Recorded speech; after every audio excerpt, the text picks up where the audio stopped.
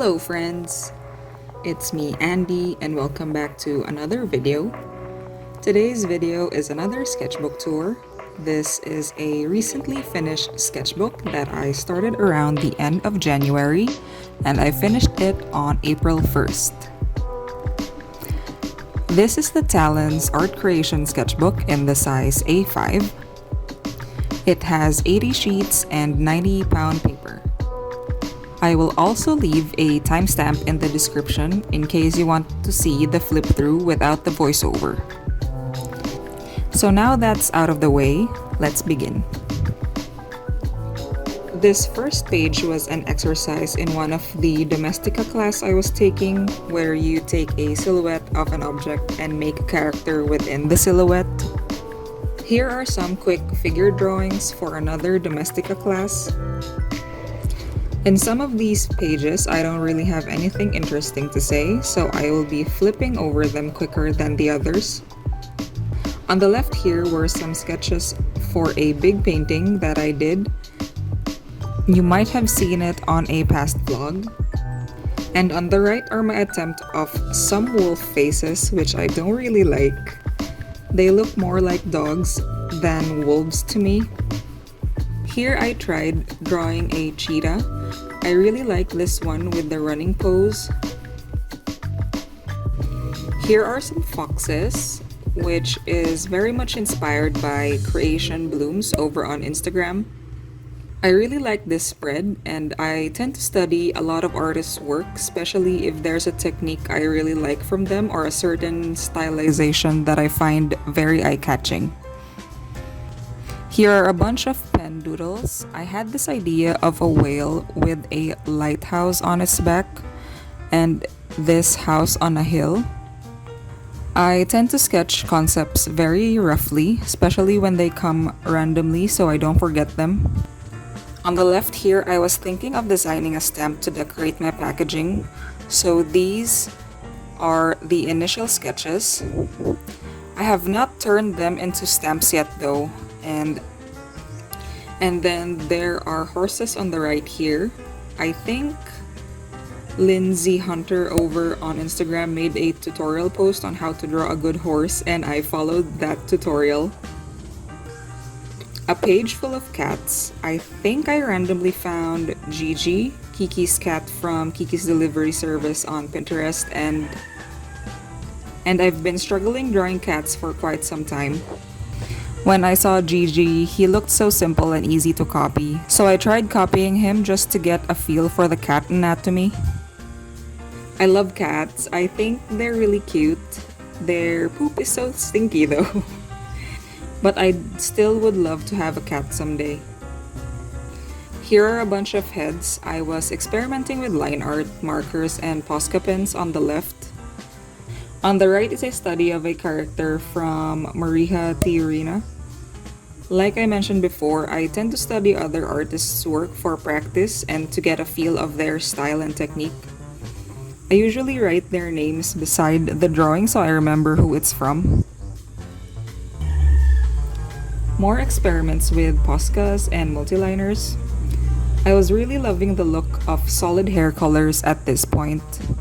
I always struggle with the eyes though. You'll see I keep changing how I draw the eyes on the next pages. Nothing much to say about this page. I like this cabinetry with potions and things on the left here. Another page of Poscas and multiliners. And another version of the house on the hill concept. Oh look, even more people in Poscas and multiliners. Yeah, I think this sketchbook has a lot of sketches of people. Here is a unicorn from Bailey Rosenlund. On the right here, I think I was watching Hilda on Netflix, so there's an older version of Hilda here. Here's a study of another artist, Alba. I love the way she does her line art. On this page, I think I also copied the way she drew eyes because, like I said, I can't seem to decide how I want my eyes to look. More studies. This time it's a mix of Alba's characters and a mix of characters I made up, but with a similar line art style.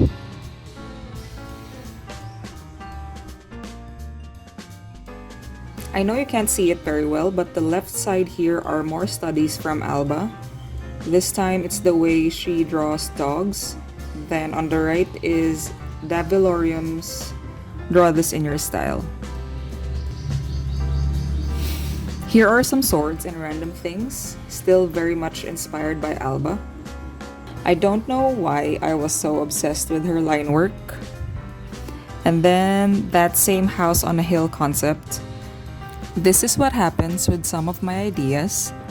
They sit on my sketchbook, they get redrawn and redrawn and redrawn until I feel like I've gotten it right. Sometimes they become finished illustrations, sometimes they're just trapped in the sketchbook forever. I took a class on SVS Learn called Creative Environment Design, and these were some of my notes. On the right here are just copies of the visual aid Jake Parker was showing. More SVS Learn notes. Here is another page with that Alba-inspired line work and more class notes. And more people. I think we were watching Angry Birds the movie when I drew those two chunky birds here. On this page, I used markers and multiliners. I'm always in conflict with myself with what the best color for line art is, so I keep changing line art colors. Right now, I'm really happy with this burgundy micron pen for line art.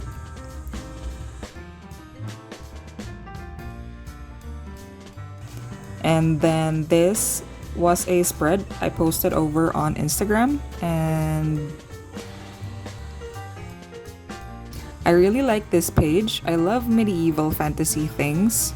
Please blame the Lord of the Rings for that. I really should draw more of this theme though. Here is another illustration of fine liners and markers. I wanted to try to color the background digitally, but it wasn't turning out the way I wanted to. So I deleted the file and moved on.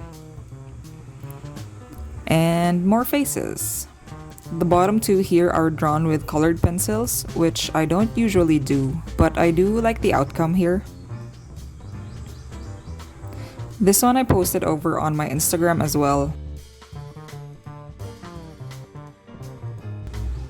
Here I tried drawing pigs.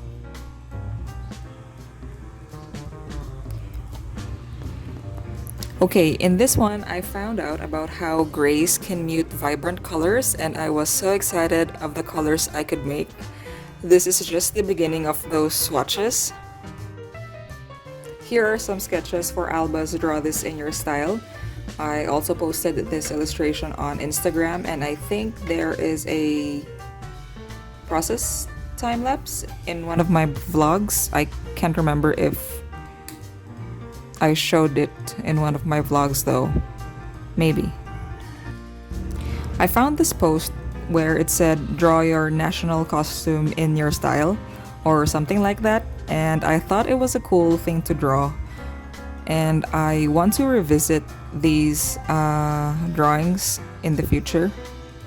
Here are the swatches I mentioned earlier. I basically took my mid and dark tones of acrylic gouache and added gray to it to see how the colors would shift. The cypress green on the bottom left is my favorite.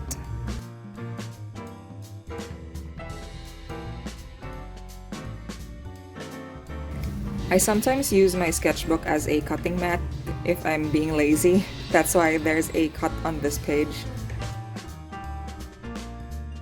This was the final sketch for Alba's Draw This in Your Style before I transferred it to watercolor paper. I cut it out and taped it back into the sketchbook after I was done tracing it. Here are some clouds. I was trying to convey depth in overlapping clouds, and at that time I feel like I don't know how to do that. So I tried it here by varying the values of the colors. Here's a really messy page, and you can see the house on the hill again, this time a bit more refined than before. And here I think this is the last of the house on the hill concept. Here's a sketch of the planet lady. It's a recent painting I did. I also posted the process video here on YouTube if you're interested in that. Here's another concept I wanted to explore. The blobs on her feet would be water, and it's still in the back burner for now. Also, on the bottom right here, I wrote chicken rider. I thought it would be badass for a warrior to ride a chicken. Like instead of a noble steed, they would ride a chicken.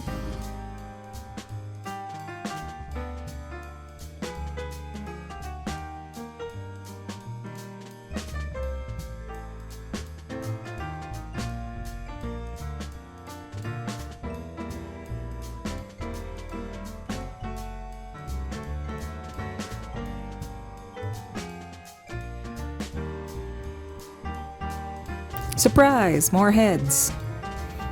I really like the way I drew the eyes on these.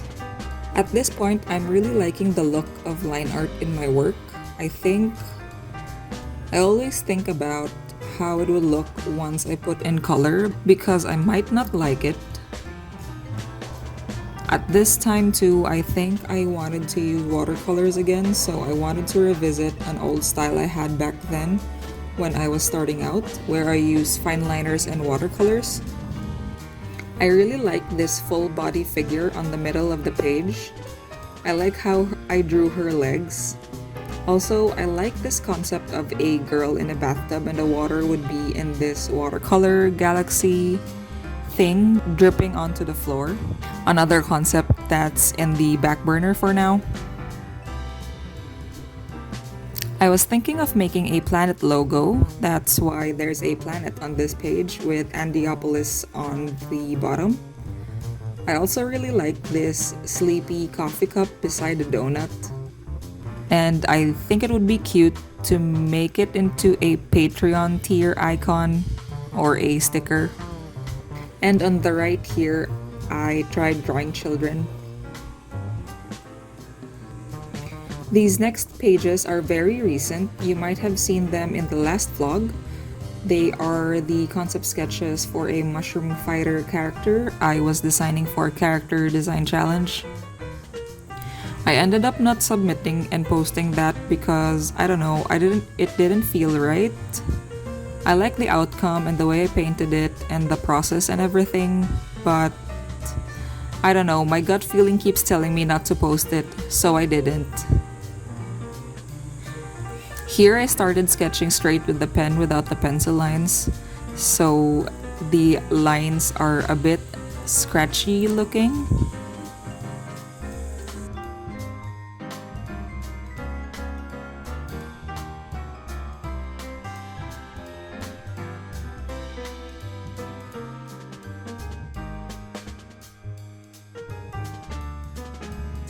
On this page, this one at the top left is a design I want to punch needle. I actually got punch needling supplies, but I think I got the wrong cloth because I tried a couple of stitches and they wouldn't hold. Anyway, this one at the bottom is a sketch of the falling water house. I wanted to try to paint architecture again. I've tried it before and I can't remember anything I've painted that I really liked. So I'm revisiting that, hopefully soon.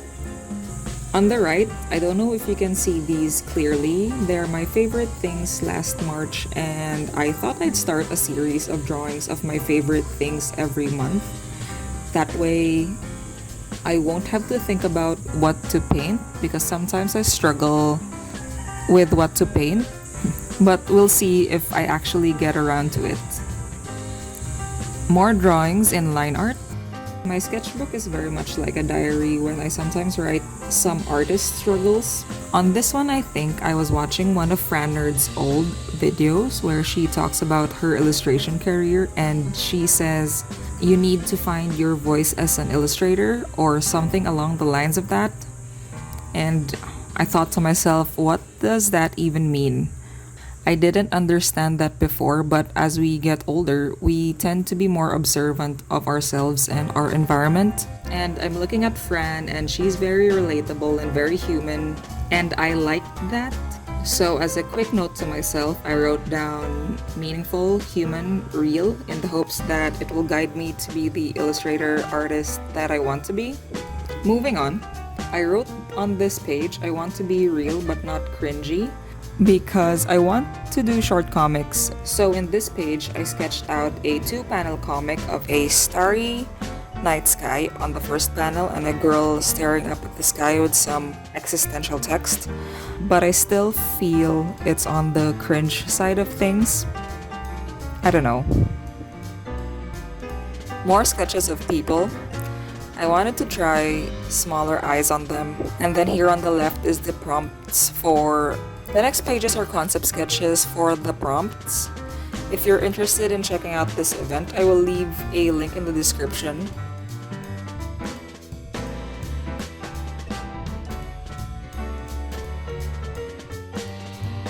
Draw a scenery of floating houses, and I thought I have to try that, so I did.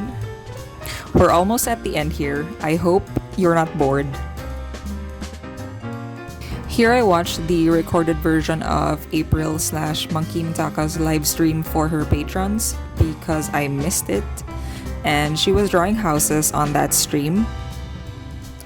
I thought I'd give some of them a try. This last house was too complicated. I just couldn't and I left it. Here's a page of cute penguins. And these last pages are swatches of a bunch of different mediums that I plan to use on this sketchbook.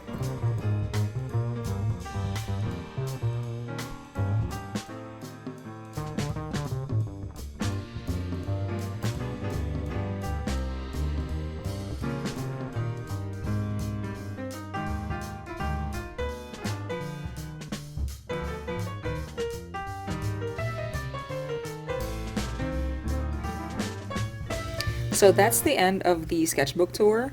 I hope you enjoyed this glimpse of my sketchbook, even though it's a little messy.